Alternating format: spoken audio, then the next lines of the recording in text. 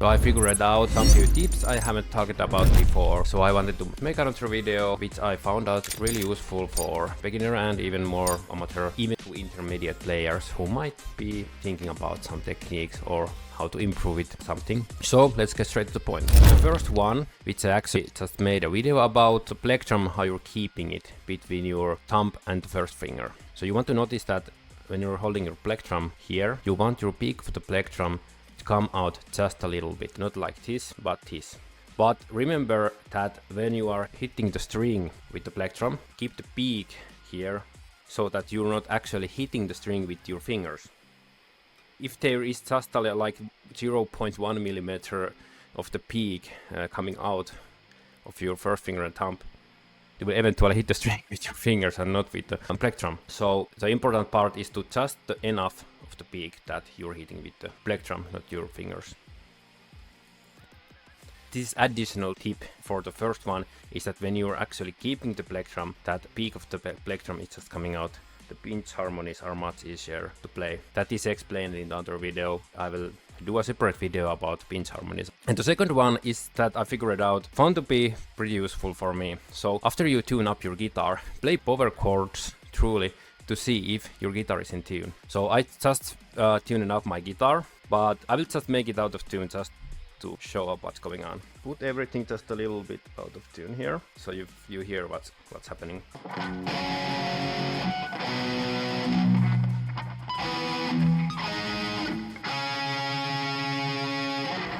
So you pretty much can hear that my guitar is out of tune, so let me tune it up. So now it's about in tune, so let me play power chords again.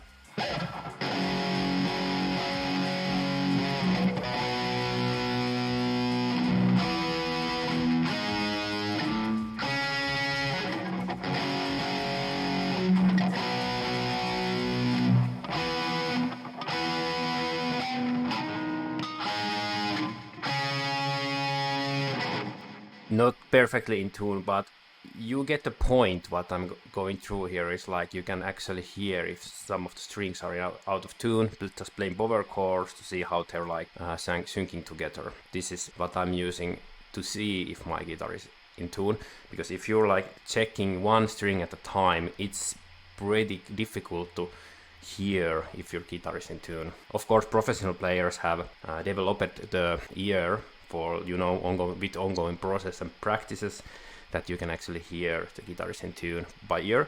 But because new players don't really have that ability yet, so it's always good to do something else to check up your guitar is in tune. Third tip, I think it's a little bit related to the fact that keeping your peak of the plectrum just a little bit outward from your first finger and thumb, but also when you're hitting the string with your plectrum, try to keep it like light punch what you want to do when playing. So I try to demonstrate it with my phone here. So now we are hitting the string. When you're it's like a punch, it's like a heavy punch with the light touch. So when you're just having the peak of the plectrum out, it's not like you're going to have plectrum like this and then you're... Feels pretty light touch when the peak of the plectrum is just outwards a little bit, and then you're like doing a punch. It's like if you're boxing, you're doing boxing and you're doing like fast, light punches, so you're not wasting your energy.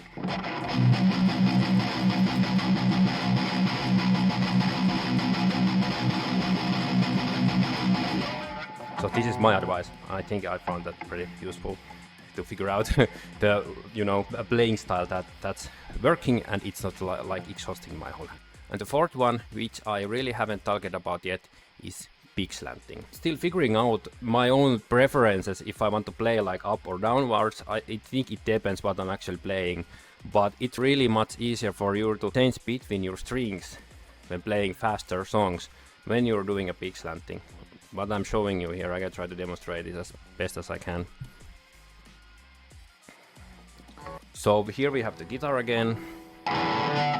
So here what I'm trying to demonstrate is that the peak slanting is about putting your plectrum like a bit down or upward. what I realized that if you're doing that, it's easier to like slide over the strings. Honestly, they began to play more with like my pick of the plectrum hitting towards floor, more like that.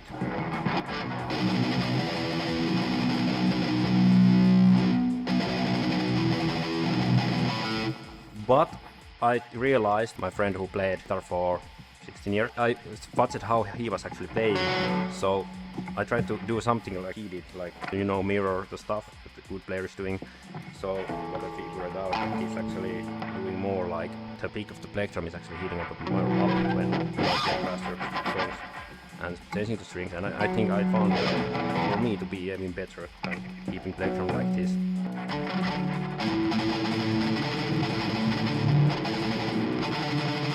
But you can actually, when you're playing different things, you can, like, during the song, you can swap to angle as you like. I just played a cover, Amon Amarth. I'm not sure if the cover is coming out before or after this video, but I realized that when I did the big slanting, which I played my pick of the plectrum a bit up, like toward me, I found out that I got a lot less stuck with the playing than doing other way. I felt that my playing was smoother and it felt easier to change between strings. It's like you have to experiment it yourself and it like feels good. This is more like advanced tip, so if you're like still struggling with basic downpicking and alternate picking, I think the big slanting, it's not a thing you want to really focus yet before you get the basics right. And then the last tip is about alternate picking, which I made a video about. So there was just one thing I want to point out, like adding something, because I used to practice with alternate picking that my plectrum was like dancing a little bit. Let me show you.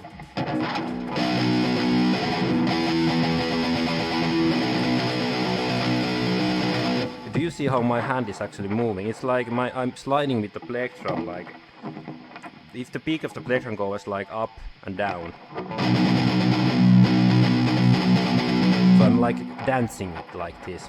So when I'm doing like that, upward picking is becoming more light. It's not as strong as going down. And this might be actually a good thing if you like change the strings, doing it. But when you're just playing some faster riffs or some slower part of alternate picking that you find struggle to play with down picking, but you're not sure if you can actually play it well with down picking. So I figured out that if you actually keep the plectrum all the time straight, like the angle is same when you're pressing down and up. So you're not like dancing like this, but keeping it like, so let's say you keeping the plectrum all the time straight and then you're moving with your hand.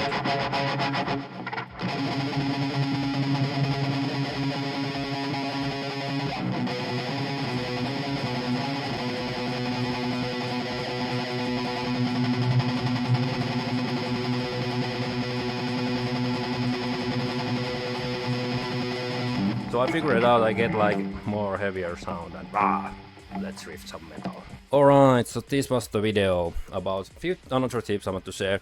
So it's like I'm having these tip videos, like having like 5 different tips for different techniques and how to properly play your guitar better and try to, you know, get better with playing the instrument. I try to break down these videos into like smaller videos, like explaining further as I progress on with my journey. So it's like getting more detailed versions as I learn, and I want to share my learning curve to you. So it's like I've been playing guitar for like about 2 years now. The progress is going well. I was 30 years old, so I had guitar more than 2 years, but I never really played, so I was really good.